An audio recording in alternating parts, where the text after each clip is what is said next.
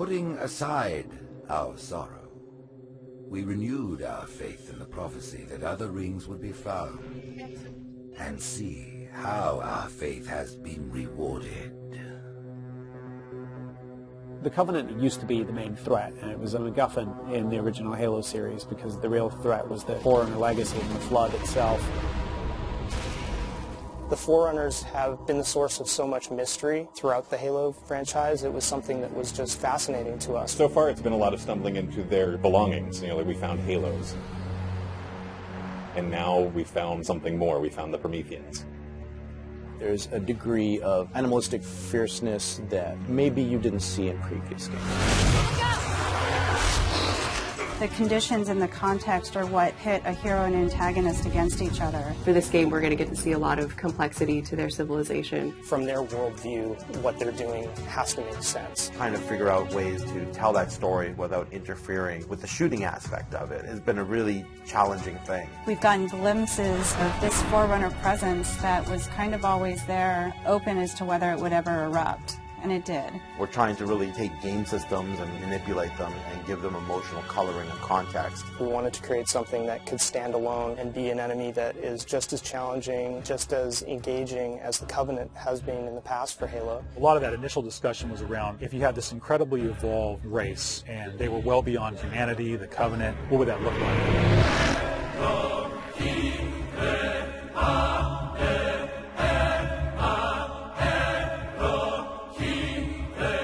The design process for the Prometheans was intriguing, exciting, and then long and painful process.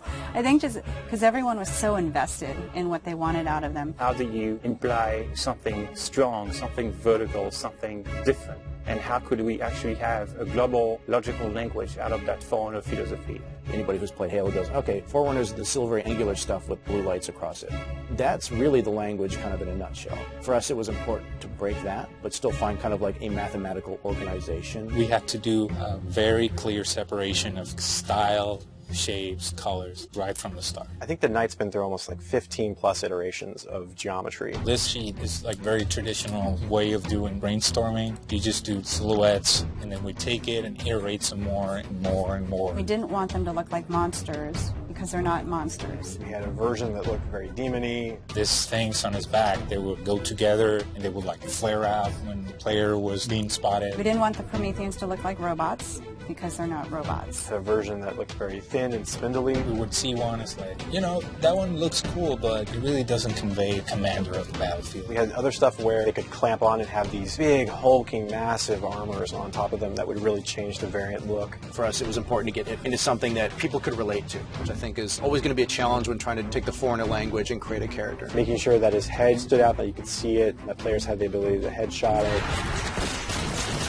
It falls also onto animation. They're able to bring these guys alive and make it feel believable and plausible and still be very fast and lethal. Locomotion didn't look heavy enough at one point, so we scrapped everything and did it all again.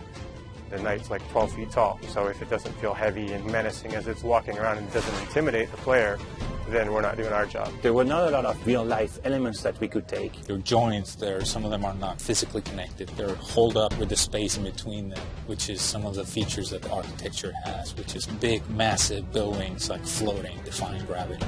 We wanted to keep some of that mystery and kind of the unknown in the characters as well. We even have the little micro driver arms in here, and then all the way to where you turn these layers off. We have the glowing skull. We thought it would be more of an impact if it's like a sarcophagus. It opens up and it's showing all this aggression. There's certain ways to approach fighting and lead with a group of grunts, and really what we wanted to do was change that up. The Covenant are tried and true. You know what you're going to get out of a grunt. You know what you're going to get from a jackal with his shield. The toughness of elites. Here are the brand new hooks to the sandbox. Prometheans are made up of the Knights, the Watchers, and the Crawlers. One of the big focuses for us in the design of the Forerunners was to have these different enemy classes that would be able to work together. Having this dissection so that when the player went into combat, he's sort of tactically evaluating which order to take guys out. They don't act independently of each other. You put any combination of them together, and the strategy you need to engage with them is really different. There are a variety of Knight classes. and each one of them is progressively more powerful, but your base knight actually starts just a little bit more powerful than an elite. But in addition to that, we wanted the knight to have his own set of traits and abilities. There's all kinds of these special features of each one of these characters that players haven't played in a Halo game before. You think about basic combat encounter design, a lot of the challenges designers face is how to introduce enemies. What would a Promethean do if it could bend time, space, form, matter? Knights can phase in out of anywhere. He's able to go where he needs to at any time, which is something the Covenant can't do. Heads up! Crawlers can walk on walls, walk on ceilings. If a knight shield bursts, crawlers will come rushing at you and try and melee the player to get more aggressive. These certainly slot into that grunt style combatant. And so there was certainly a want to make sure that we get a lot of them on screen. If you let too many of them get together, they become a really formidable force. One-off, super fun to take out all together. It's like a pack of feral dogs. Its mandibles, when it screams, will actually separate and float around in the air while it's howling. Animation added so much fresh behavior to this character. It's very exciting. The Watcher is definitely a support class. One of the things we wanted to do with the Forerunner characters was constantly have them mix up their tactics and make the player react to it. The Watcher is able to regenerate knights. One of the things we needed to do when the Watcher design was coming along was make sure that the Watcher would actually fit inside of the Knight. That bursts out and swap to the actual Watcher asset. The Watchers are aware if a Knight's damage, they'll protect them, they'll catch grenades, so they kind of coordinate their efforts. The Prometheans feel like the most advanced of the bunch. They're able to bring all of their technology and wisdom to the battlefield.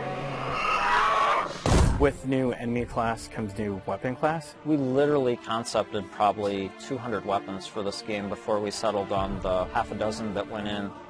It's kind of like you've got that balance between humans' model of what a weapon's like and the desire to want to try and make something crazy and futuristic. We tried coming up with this perfect mix of stuff that was still relatable. You would still identify a weapon as a rifle or a shotgun or a submachine gun, even though they're almost magical.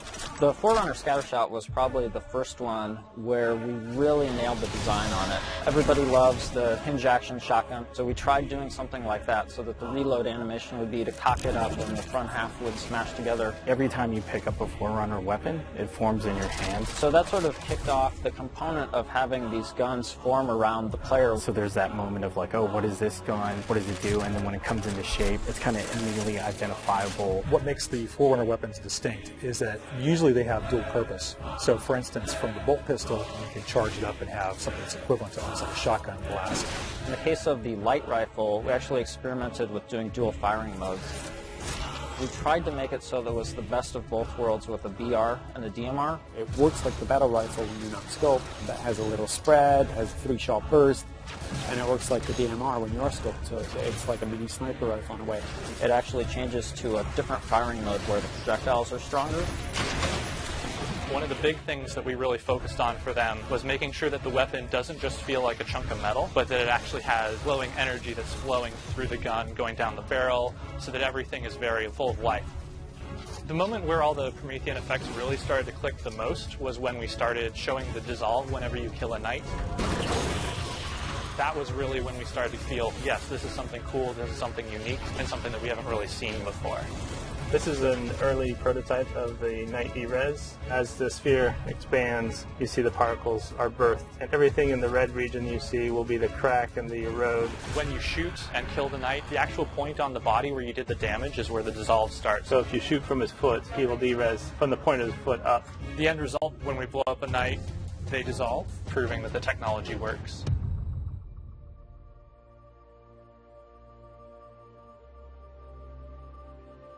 I look at the changes that we're making, and it really feels like we're making a sequel to Halo 3. And that's exactly what we're setting out to do. We have the Covenant from previous games. We have the UNSC. We had all these things to take from, like, all right, we can make a new take on this, but we had zero information to some of this Forerunner stuff. We're not just on a Halo, we're on a whole planet now.